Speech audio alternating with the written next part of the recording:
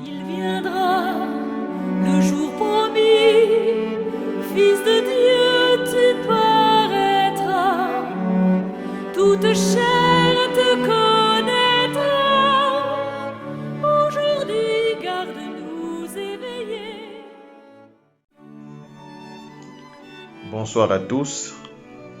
Pour ceux qui prennent le train en marche et qui ne me connaissent peut-être pas, je suis l'abbé Stani Mapangou, prêtre de l'archidiocèse en service en Italie dans le diocèse de Rieti.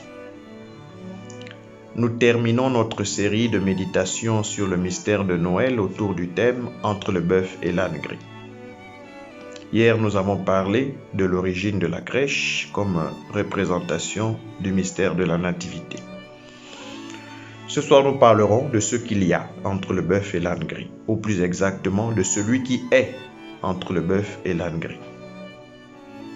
Il faudrait tout d'abord reconnaître celui avec un C majuscule qui trône entre les deux bêtes, dans la personne d'un petit enfant. Ensuite, il faudrait être capable d'associer à celui le verbe être, celui qui est. C'est ainsi que Dieu se révèle à Moïse au buisson ardent. Je suis celui qui suis. Une autre traduction plus sensible à l'histoire dirait « Je serai celui que je serai ». Comme pour dire que Dieu ne se réalise qu'à travers ses promesses. Et seulement lorsque nous, les hommes, nous expérimentons dans notre vie la présence de Dieu, là, véritablement, nous nous ouvrons à la foi. Le peuple d'Israël n'a jamais été un peuple idéaliste, un peuple de rêveurs. C'est un peuple qui célèbre les merveilles de Dieu dans sa vie. Les merveilles de Dieu se concrétisent dans l'histoire des hommes. Elles s'expérimentent dans la vie, dans le quotidien. Sortons d'une certaine spiritualité de la chimère et ouvrons-nous à une spiritualité de la réalité. Une spiritualité de la réalité ne signifie pas, mes amis, et là faisons très attention, que nous devrions toujours être à l'affût de miracles comme seul moyen d'expérimenter dans notre vie les merveilles de Dieu. C'est une attitude de paresse. Ce que Dieu attend de nous, c'est une attitude active. C'est-à-dire que nous soyons à l'œuvre, au cœur de ce monde, pour que les hommes de ce temps puissent dire « Voyez comme ils s'aiment ». D'abord l'amour mutuel. Ne cherchons pas à faire de plus grands miracles. Vivons d'abord l'amour mutuel. Voyez comme ils s'aiment. C'est le premier témoignage à donner. Le monde est stérile parce qu'il manque d'amour.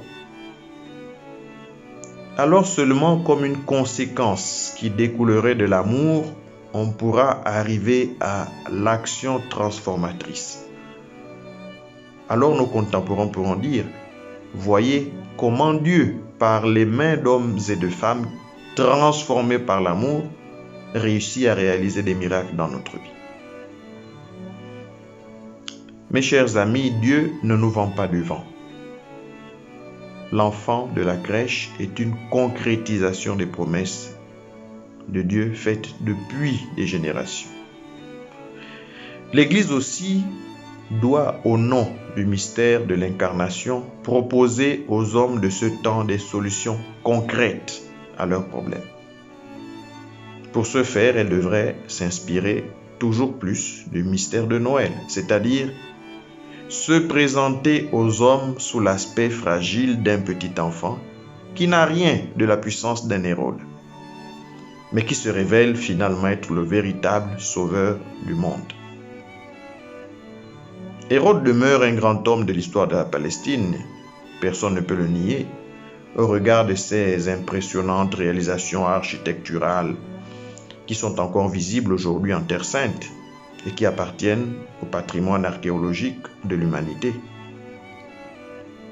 Hérode n'est cependant pas plus grand que le personnage historique de Jésus-Christ, qui transcende les époques et les cultures, dont le message traverse les frontières et réconcilie les enfants de Dieu dispersés sur la terre.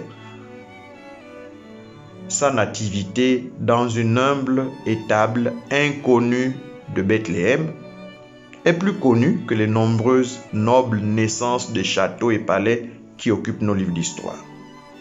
Paradoxe des paradoxes, entre le bœuf et l'âne gris, il y a, je ne dirais pas un Dieu pauvre, mais le Dieu pauvre, parce que c'est l'unique. Les idoles et les faux dieux ne naissent pas dans la pauvreté d'une crèche. Ils ont en effet horreur d'une telle humilité. Mes chers amis, la crèche nous rappelle que beaucoup d'entre nous sont comme le bœuf qui porte le joug de la loi et du formalisme. Ces contemporains de Jésus qui étaient enfermés dans la conviction d'être croyants. Nous le sommes peut-être aussi, nous, baptisés, communiés, confirmés, mariés ou consacrés, mais qui ne voient plus la nécessité de s'émerveiller devant un mystère que nous avons désormais apprivoisé, maîtrisé. Comme on apprivoise un animal, on se fait maître du mystère par peur, par pure peur d'en être les serviteurs. La crèche nous rappelle aussi que nombreux sont nos contemporains qui s'enferment dans l'athéisme ou l'indifférence religieuse. Que ce soit par réaction au péché des hommes qui font l'Église ou par simple indifférence, ces hommes ne nous interpellent pas moins. Ne soyons pas indifférents à leur indifférence. En résumé, il y a d'une part ceux qui croient croire sans finalement croire, et d'autre part ceux qui croient ne pas croire, mais qui sont de véritables croyants, sauf qu'ils ont remplacé le Dieu de la mangeoire par cette idole qu'est la certitude de ne pas avoir la foi. Noël nous invite en réalité à laisser de côté notre maîtrise du catéchisme et nos beaux raisonnements humains pour nous arrêter devant l'impensable. Dieu, pour nous aimer, se fait le dernier de tous.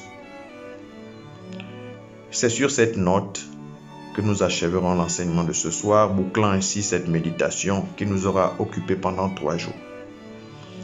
J'espère que nous aurons l'occasion de nous retrouver très bientôt pour d'autres rendez-vous du même genre. Pour l'heure, je vous salue en vous souhaitant tous mes vœux de joyeux et serein Noël. Le plus grand vœu de Noël, c'est gloire à Dieu au plus haut des cieux et paix sur la terre aux hommes qu'il aime. Que Dieu donc soit toujours glorifié et qu'à vous vienne la paix dans le cœur d'abord. Ainsi, vous serez capable de communiquer dans la vie à tous ceux qui vous sont proches ou qui entrent en relation avec vous, cette paix que vous recevez de Dieu et qui vous habite profondément. Joyeux Noël à tous.